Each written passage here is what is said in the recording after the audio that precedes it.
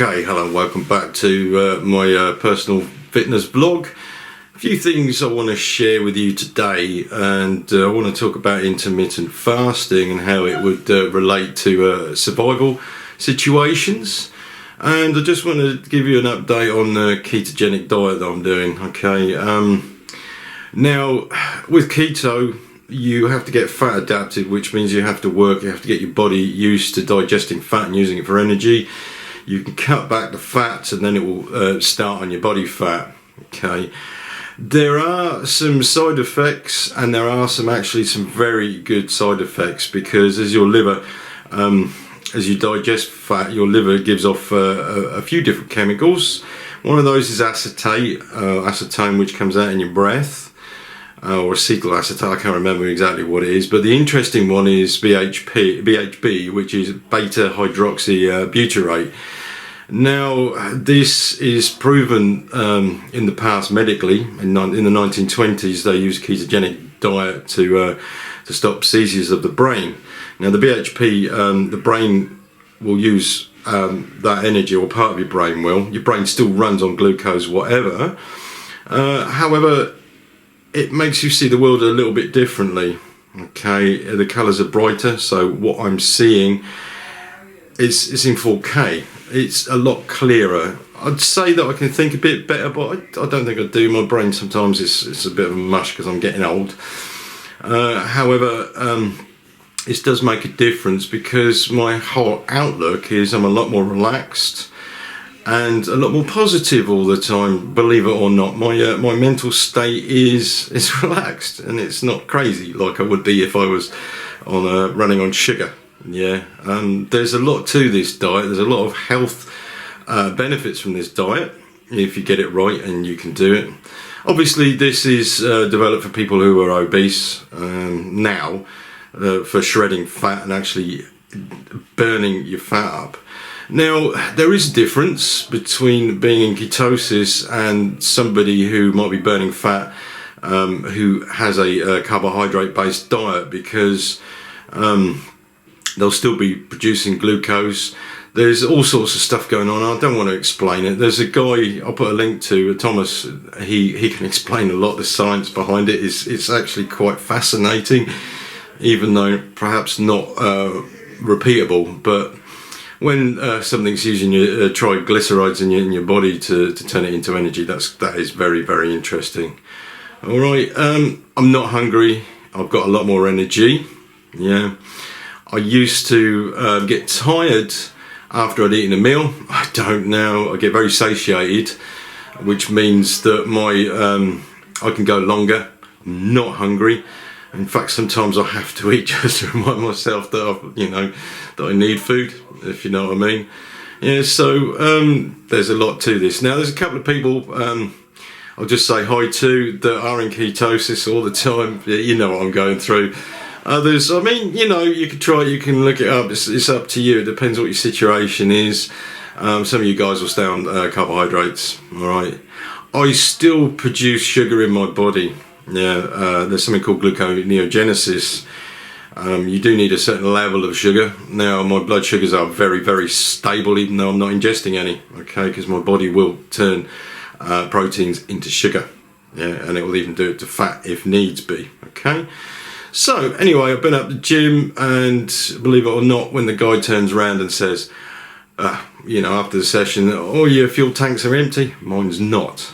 I might struggle with a few exercises to keep smashing it on, but that's actually muscle strength rather than a lack of energy. Okay, so I mean, the last session, I did an hour of cross training, and then I smashed it on the bike, and I biked about 5 miles, and I was a bit out of breath, but I was still going. When I got home, I'm still going. Yeah, in fact, sometimes I can't sleep. Yeah, so that's one thing. The other thing that I've been led into now is intermittent fasting. Now, okay, some people are scared not to eat. They're scared to get hungry, and I must admit I was too. Yeah, it's actually getting past this and using the time that your body rests from digesting food to do other things. Now, intermittent fasting is just having a long break and then eating every day. There are other types of fasting. You can go for days and days and days without food. Yeah, you're just drinking water, maybe some electrolyte solution to keep your body okay. And this is something that's very good to develop for survival techniques.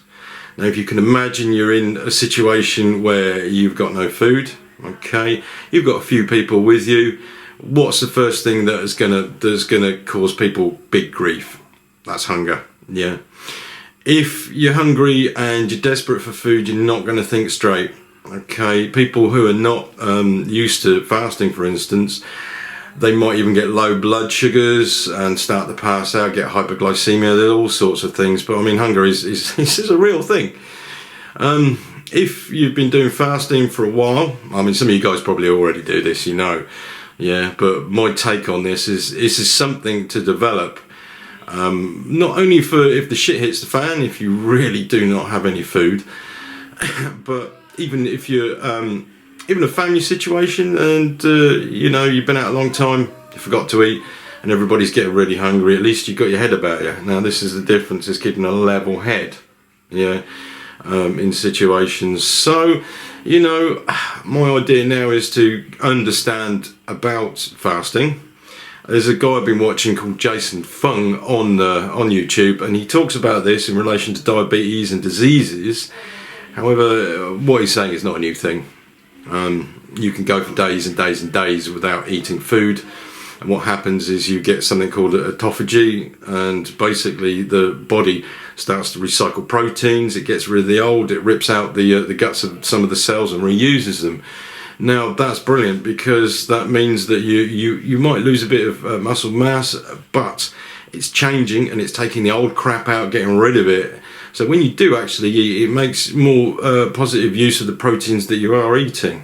Okay, so it's something to think about, and especially if guys that are thinking about, you know, becoming more prepared, not so much of a superhero, but somebody who's actually prepared for a situation where the hunger starts to kick in, because that's a reality. If, for instance, you're going into an emergency situation with your 4x4 and you're going there to help, and then you flake out because you're hungry and tired, mainly because of food, then you start to become useless. Okay, so it's about becoming more useful.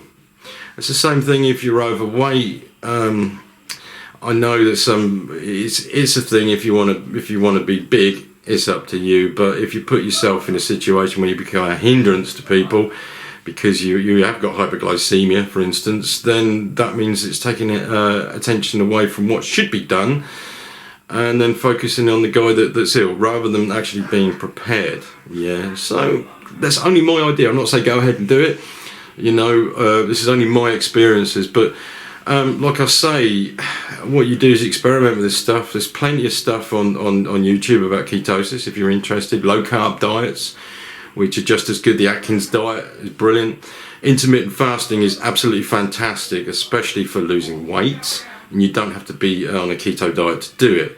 The IF, for instance, you can fast while you're sleeping, yeah, and then you might eat breakfast at 10 o'clock, for instance, or 12 o'clock, and then you stop at 6. Okay, so after then, you're then fasting until you eat again. Yeah, then you can do it longer and longer and longer. And I'm saying this autophagy thing is about becoming a bit younger. Yeah, it's not agelessness, but it helps along with the aging process, or slowing it down at least. Yeah, it's not just genetics. It's about a lot about our diets as well. Our diets are wrong in the UK. Okay, mainly in the Western world, our diets are not right. Low fat diets, they put sugar in, which is really nasty stuff. Okay, but anyway, I'll leave you with this thought. What I've just been saying about IF, intermittent fasting and fasting. Well, Jesus did it for 40 days, and he managed to meet the devil and get tempted. Whether that's true or not, I don't know, but it's documented, very well documented, and some of the Greek scholars also didn't eat so they could get clarity of mind. Now that makes you think, well, hang on a minute, you can stop and not eat, let your body do its work, and then come back and feed it and become better. Yeah, so there's strengths in that, and I'm looking at this from a survival point of view. So it's my opinion and my take on it. So if you want to take it up, then it's up to you. But anyway, I've talked enough, so see you later.